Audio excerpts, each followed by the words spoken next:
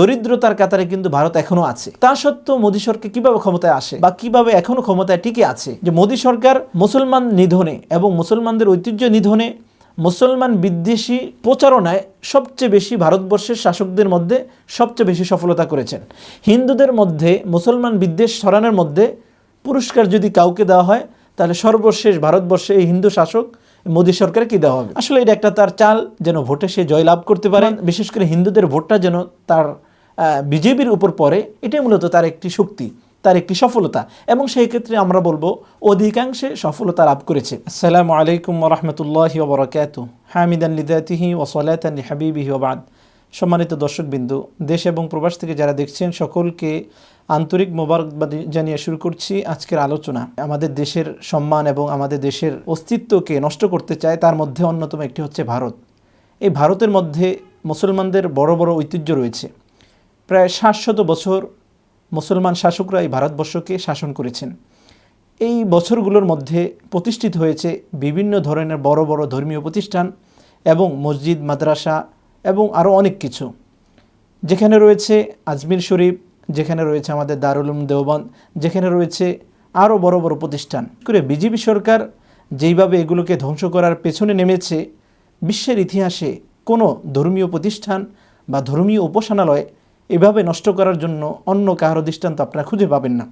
এই বিজেপি সরকার যখন থেকে ক্ষমতা এসেছে, তখন থেকে আপনারা দেখেছেন ভারতে হাজার হাজার মসজিদকে ধ্বংস করা হয়েছে, গড়িয়ে দেওয়া হয়েছে, হাজার মাদ্রাসা ওয়াকফ প্রতিষ্ঠানকে বন্ধ করে দেওয়া হয়েছে, এবং হাজার হাজার মুসলিমদের অধ্যুষিত এলাকা পল্লীগুলোকে এরকম মুসলমান মুক্ত করা হয়েছে। সেখানে হিন্দুত্ববাদী বড় বড় সংগঠন, বড় বড় দল এবং বড় বড় ইন্ধনদাতাদেরকে সেখানে কিন্তু তারা এরকম সুযোগ করে দিয়েছে। তারই ধারাবাহিকতায় ভারত সরকার তথা কসাই মোদী সরকারের বর্তমান একটি টার্গেট হচ্ছে আজমির শরীফকে ধ্বংস করা এবং সেটাকে মুসলমানদের ঐতিহ্য থেকে বিলুপ্ত করার অপপ্রয়াস চালানো। যদি আমরা জানতে চাই যে আজমির শরীফটা কি, আজমির শরীফটা হচ্ছে এখানে খাজা মুঈনুদ্দিন চিশতি রাহিমাহুল্লাহ তাআলা শুয়ে আছেন। খাজা মুঈনুদ্দিন চিশতি রাহিমাহুল্লাহ তাআলা পারস্যের একজন বিখ্যাত আধ্যাত্মিক রাহবার ছিলেন। জন্মগ্রহণ করেছেন 1142 খ্রিস্টাব্দে। তারপর থেকে তিনি দ্বীনি শিক্ষায় শিক্ষিত হয়ে পৃথিবীর বড় বড় স্কলার এবং বড় বড় আধ্যাত্মিক ব্যক্তিবর্গ থেকে দ্বীনি শিক্ষা তিনি লাভ করেছেন এবং দ্বীনি দীক্ষাও তিনি লাভ করেছেন। যখন তিনি বাইতুল্লাহ শরীফে সফর করেছেন এবং হজ করেছেন ও ওমরা করলেন, মক্কা শরীফে যখন তিনি অবস্থান করলেন, তার শায়েখ খাজা ওসমান হারুনি রাহিমাহুল্লাহ তাআলা থেকে খেলাফত লাভ করলেন এবং আরও অন্যান্য বড় বড় ব্যক্তিদের থেকে খেলাফত লাভ করলেন। মদিনা শরীফে যখন তিনি আসলেন, আল্লাহ রসুল সাল্লাল্লাহু আলাইহি ওয়াসাল্লাম তাকে ইলহামের মাধ্যমে ভারতবর্ষে দ্বীন ইসলাম প্রচারের জন্য দায়িত্ব দিয়ে থাকেন। তখন তিনি তার বিশিষ্ট শাগরেদ কুতুবউদ্দিন ইখতিয়ার রহিমাহুল্লাহ তাআলাকে সাথে নিয়ে ভারতবর্ষের দিকে তিনি ছুটে চললেন। প্রথমে তিনি লাহোরে আসলেন, তারপর দিল্লি। তখন দিল্লি শাসন করত পৃথিবীরাজের ভাই খণ্ডরাজ। দিল্লিতে আসার পর তিনি দিল্লির ইসলাম প্রচারের জন্য, দিল্লির মানুষগুলো যেন আল্লাহমুখী হয়, সেই দায়িত্ব তিনি তার এই বিশিষ্ট শাগরেদ খাজা কুতুবউদ্দিন ইখতিয়ার রহিমাহুল্লাহ তাআলাকে দান করলেন। সেখান থেকে তিনি আজমিরের দিকে রওনা হলেন। যখন তিনি আজমিরে আসলেন এবং এই ঘটনা যখন তখনকার হিন্দু শাসক পৃথিবীরাজের কানে গেল যে একজন আধ্যাত্মিক রাহবার মুসলমান এখানে এসেছে এবং বিভিন্ন ধরনের বিভিন্ন পেশার হিন্দু, বৌদ্ধ, খ্রিস্টান বিভিন্ন ধর্মাবলম্বী মানুষেরা ইসলামের সুমহান এই ধর্মের প্রতি এরকম আকৃষ্ট হচ্ছে এবং এই ব্যক্তির প্রতি আকৃষ্ট হচ্ছে, তখন এই পৃথিবীরাজ খাজা মুঈনুদ্দিন চিশতি রাহিমাহুল্লাহ তাআলাকে এখান থেকে উৎখাত করার জন্য এবং তার মিশন ও ভীষণকে বাতিল করবার জন্য বিভিন্ন ধরনের অপকৌশল এবং অপপ্রচার কিন্তু চালিয়েছিল। আপনারা নিশ্চয়ই খাজা মুঈনুদ্দিন চিশতি রাহিমাহুল্লাহ তাআলা যদি জীবনী এরকম অধ্যয়ন করেন, সেখানে আপনারা এই ঘটনাগুলো অবশ্যই পাবেন। এই পৃথিবীরাজ খাজা মুঈনুদ্দিন চিশতি রাহিমাহুল্লাহ তাআলাকে ভারতবর্ষ থেকে তাড়িয়ে দেওয়ার জন্য তার শাসনামলের বিখ্যাত হিন্দু রামদেওকে তিনি পাঠিয়েছিলেন, যেন সে তার মন্ত্রের মাধ্যমে খাজা মুঈনুদ্দিন চিশতিকে পরাজিত করেন এবং তিনি ভারতবর্ষ ছাড়তে বাধ্য হন। কিন্তু খাজা মুঈনুদ্দিন চিশতি রাহিমাহুল্লাহ তাআলা ছিলেন আল্লাহ তাআলার পক্ষ থেকে ভারতবাসী মানুষদের জন্য রহমত এবং ভারতবাসী সমস্ত মাখলুকের জন্য রহমত। তাই এই হিন্দু মহা রামদেও যখন খাজা মুঈনুদ্দিন চিশতি রাহিমাহুল্লাহ তাআলার সামনে গিয়েছেন, তখন তার চেহারা নূর এবং আল্লাহ প্রদত্ত এই দ্বীন ইসলামের সুমহান মর্যাদা এবং সুমহান এরকম পরিচয় পেয়ে খাজা মুঈনুদ্দিন চিশতি রাহিমাহুল্লাহ তাআলার হাতে ইসলাম এরকম গ্রহণ করেছেন। যার কারণে তখনকার হিন্দু রাজা পৃথিবীরাজ খুবই রাগান্বিত হয়েছেন এবং খুবই মর্মাহত হয়েছেন। এর মধ্যে ঘটে গেল কিন্তু আরেকটি ঘটনা। খাজা মঈনুদ্দিন চিশতি রাহিমাহুল্লাহ তাআলার কোনো এক শাগরিদ আজমিরের পাশ ঘেঁষা যে নদী বা যেটাকে সাগর বলতে পারেন, আনা সাগর, সে সাগর থেকে একটু পানি আনতে যখন গেলেন, তখনকার হিন্দু সমাজের একটা প্রথা এরকম ছিল যে ওই সাগরের পানি একমাত্র সেই জমানার পুরোহিত এবং উচ্চ বংশীয় যারা এবং রাজার আশেপাশের ব্যক্তিবর্গরাই মূলত সেই সাগর থেকে পানি পান করার বিধান ছিল। এই সাগরের যখন সেখান থেকে পানি আনলেন, পুরোহিতরা তাকে এরকম মারধর করে এরকম আহত করে ফেলল, যার কারণে খাজা মঈনুদ্দিন চিশতি রাহিমাহুল্লাহ তাআলা খুব ব্যথিত হলেন এবং পরবর্তীতে তার একজন মহান বড় শাগরিদকে এই আনা সাগর থেকে একটু পানি আনবার জন্য বললেন। তিনি গিয়ে সেখান থেকে একটি পাত্র করে অল্প একটু পানি লইলেন। লওয়ার পরে হয়ে গেল আরেক ধরনের বিস্ময়কর একটি ঘটনা। দেখা গেল ওই সাগরে সেখান থেকে একটি মশক ভরে একটু পানি উঠানোর পরপরই পুরো আনা সাগর এরকম কোনো ধরনের পানি তার মধ্যে আর ছিল না, বাকি ছিল না।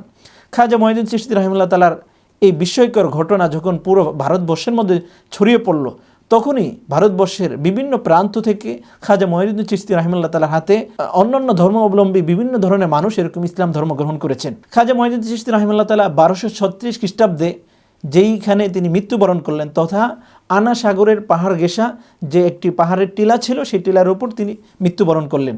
পরবর্তীতে ওইখানেই তার ছেলে খাজা ফখরুদ্দিন রাহিমাহুল্লাহ তাআলা তার জানাজা সম্পূর্ণ করে দাফন করে দিলেন। ওই স্থানটাই পরবর্তীতে আজমির শরীফ নামে। কখন এই খাজা মঈনুদ্দিন চিশতির বর্তমান যে মাজার এটা স্থাপন করা হলো, যখন মোগল সম্রাট হুমায়ুন ছিল তখনই মূলত খাজা মঈনুদ্দিন চিশতি রাহিমাহুল্লাহ তাআলার মাজার নির্মাণ করা হয়েছে এবং এই মাজার তৎকালীন সমস্ত শাসকদের কাছে খুবই মর্যাদার এবং খুবই সম্মানের ছিল।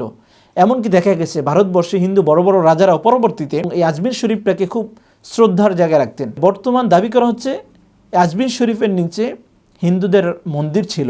তো প্রথম কথা হচ্ছে খাজা মঈনুদ্দিন চিশতির এই বিখ্যাত এই স্থাপনা এবং তার মাজার যারা নির্মাণ করেছেন, পরবর্তী যত হিন্দু শাসকরা ছিল, ইতিহাসের কোথাও এরকম দাবি নেই যে তারা কখনো দাবি করেছেন যেখানে খাজা মঈনুদ্দিন চিশতির মাজারের নিচে হিন্দুদের মন্দির বা শিব অথবা শিবলিঙ্গ এই জাতীয় কোনো কিছু পাওয়া গেছে।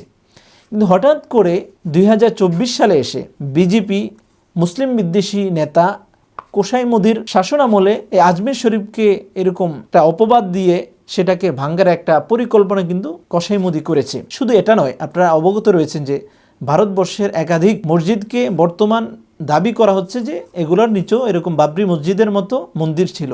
আপনারা জানেন বাবরি মসজিদকে হিন্দুরা কিন্তু নিচে মন্দির দাবি করে ভেঙে ফেলে সেখানে রাম মন্দির বানিয়েছে এই মোদী সরকার। তো মোদী সরকারের নেতা হওয়ার পিছনে যে সমস্ত কারণ আছে বা উনি প্রধানমন্ত্রী হওয়ার কারণে যে সমস্ত কারণগুলো যদি আপনারা খুঁজতে চান, সেখানে কিন্তু এরকম কোনো বিষয় পাবেন না যে পূর্ববর্তী যে সমস্ত শাসকরা ছিল বা প্রধানমন্ত্রীরা ছিল তার তুলনায় মোদির আমলে ভারতবর্ষের অর্থনৈতিক অনেক সফলতা অর্জন করেছে, এরকম নয়। বরং এখন আপনারা যদি দেখেন বিশ্বের মধ্যে সংখ্যাগরিষ্ঠ দেশগুলোর মধ্যে সবচেয়ে বেশি দরিদ্রতার কাতারে কিন্তু ভারত এখনও আছে। মানসম্মত বা তাদের রুচিশীলতা অথবা অন্য কোনো পরিবর্তন কিন্তু এখনো এরকম পরিবর্তন হয়নি। তা সত্ত্বেও মোদী সরকার কিভাবে ক্ষমতায় আসে বা কিভাবে এখনো ক্ষমতায় টিকে আছে, আপনারা যদি ইতিহাসটুকু একটু লক্ষ্য করুন এবং যদি গভীর পর্যবেক্ষণ করুন, এটাই দেখতে পাবেন যে মোদী সরকার মুসলমান নিধনে এবং মুসলমানদের ঐতিহ্য নিধনে, মুসলমান বিদ্বেষী প্রচারণায় সবচেয়ে বেশি ভারতবর্ষের শাসকদের মধ্যে সবচেয়ে বেশি সফলতা করেছেন। হিন্দুদের মধ্যে মুসলমান বিদ্বেষ ছড়ানোর মধ্যে পুরস্কার যদি কাউকে দেওয়া হয়, তাহলে সর্বশেষ ভারতবর্ষে এই হিন্দু শাসক মোদী সরকারকে দেওয়া হবে। আসলে এটা একটা তার চাল, যেন ভোটে সে জয়লাভ করতে পারে, বিশেষ করে হিন্দুদের ভোটটা যেন তার বিজেপির উপর পড়ে, এটাই মূলত তার একটি শক্তি, তার একটি সফলতা, এবং সেই ক্ষেত্রে আমরা বলবো অধিকাংশে সফলতা লাভ করেছে। তো প্রিয় শ্রোতামণ্ডলী, এগুলো মোদী সরকারের এগুলো অপকৌশল বা হীনকৌশল বলতে পারেন। তো ভারতবর্ষে এই জাতীয় বড় বড় প্রতীকগুলো, ইসলামের সুমহান প্রতীকগুলো নিয়ে কিন্তু মোদী সরকার বিভিন্ন সময় এরকম আপত্তি তুলে, এবং তাদের একটা কৌশল যে প্রথমে আপত্তি তুলবে, তার উপর আদালতে মামলা করা হবে, সেই মামলার এরকম জরিপ দেখানো হবে, জরিপ দেওয়ার পর তদন্তের দাবি করা হবে, তদন্ত দাবি করে যখন একটা বিষয় মানুষের সামনে নেগেটিভ প্রচার করা হবে এবং এটা বারবার প্রচার করা হবে, একাধিকবার প্রচার করা হবে, তখন ওই নেগেটিভটা মানুষের কাছে পজিটিভ মনে হবে। সেই দৃষ্টিকোণ থেকে তখন কিন্তু এটাকে নিয়ে হিন্দুরা দাবি উত্থাপন করবে, মিছিল মিটিং করবে, এক পর্যায়ে তারা এটাকে জয়লাভ করে সেখানে মসজিদগুলো ভেঙে, মাদ্রাসাগুলো ভেঙে সেখানে তাদের মন্দির এবং বড় বড় উপাসনালয় তৈরি করবে। এটা তাদের একটা কৌশল।